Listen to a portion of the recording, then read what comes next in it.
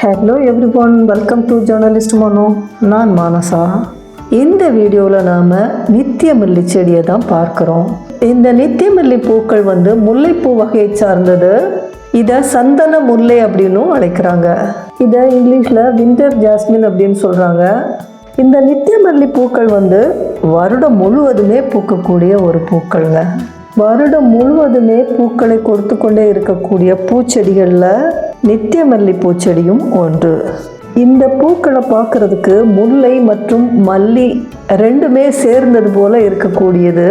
இந்த நித்தியமல்லி பூக்களோட வாசனை ஆழ தூக்குங்க. நம்ம வீட்டு முன்னாடி இதோட செடி இருந்தால் அந்த தெருவே மணக்கும். கொத்து கொத்தா பூக்களை கொடுத்து கொண்டே இருக்குங்க வருஷம் முழுவதுமே.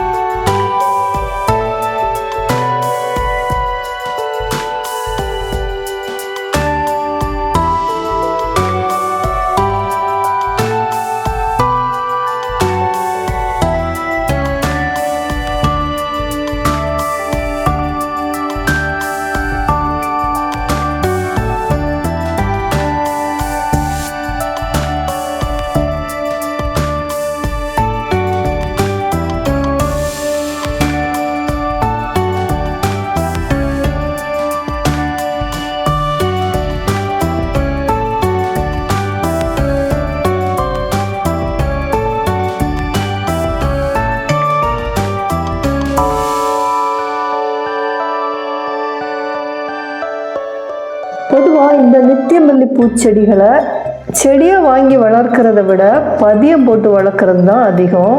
பக்கத்து வீடுகளில் செடி இருந்ததுன்னா அதில் ஒரு கிளையை உடைச்சிட்டு நட்டு வச்சாலே போதும். 3 மாதத்தில் அது கொத்து கொத்தா பூக்களை தர தொடங்கிடும். இவ்வளவு சீக்கிரம் பூக்களை அள்ளி தரக்கூடிய தன்மை நித்தியமல்லி செடிக்கு மட்டும்தான் இருக்குது.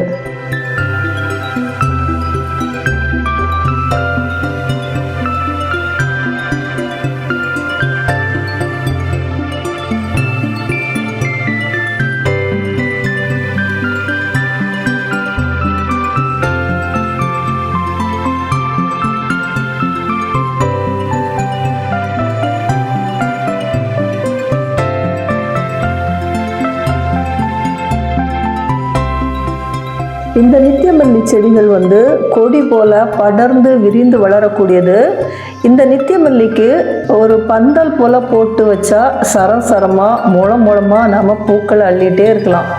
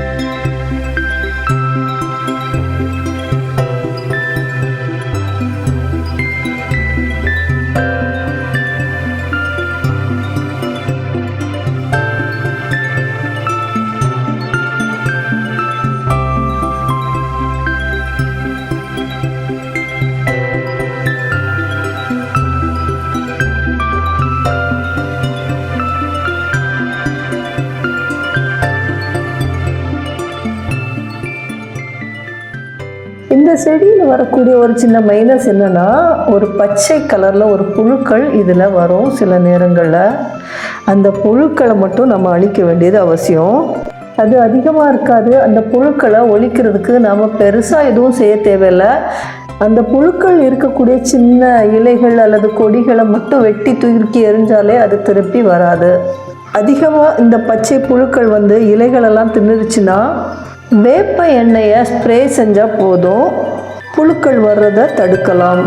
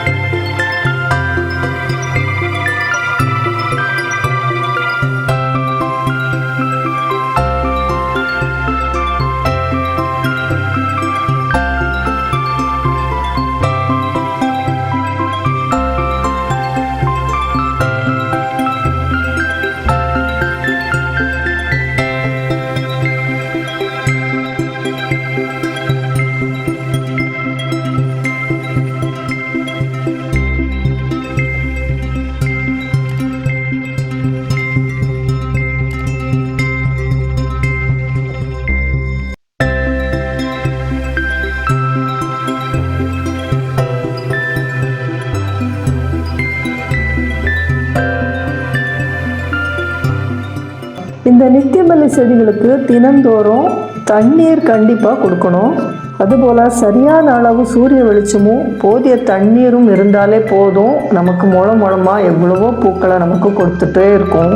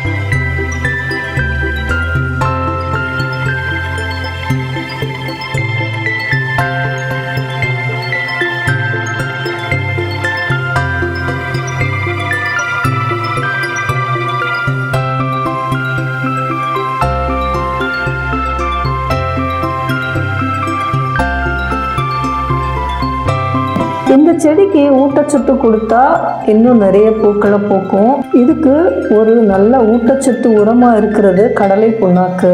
இந்த கடலை புண்ணாக்கோட சேர்ந்து சிறிதளவு வேப்பம் புண்ணாக்கும் சேர்த்து கொடுத்தா பூச்சிகள் வராமலும் தடுக்கலாம், ஊட்டச்சத்தும் கொடுக்க முடியும்.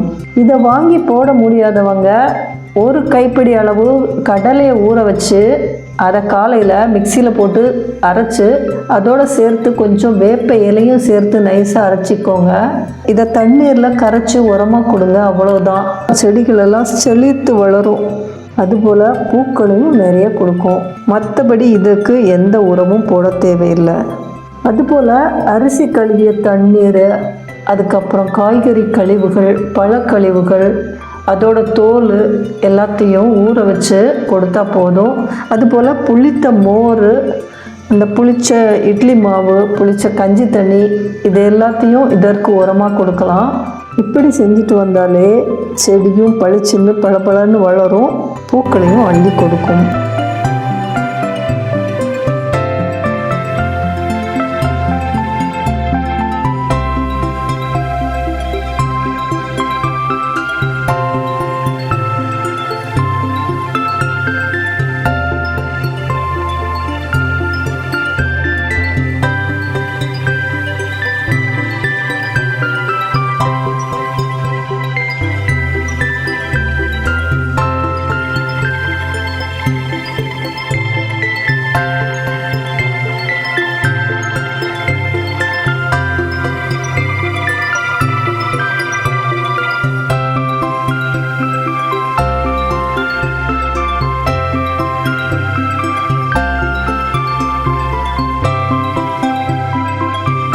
இந்த வீடியோ பிடிச்சிருந்தா ஒரு லைக் பண்ணுங்கள். வீடியோ பற்றின கருத்துக்களை கமெண்ட் பாக்ஸில் சொல்ல மறக்காதீங்க.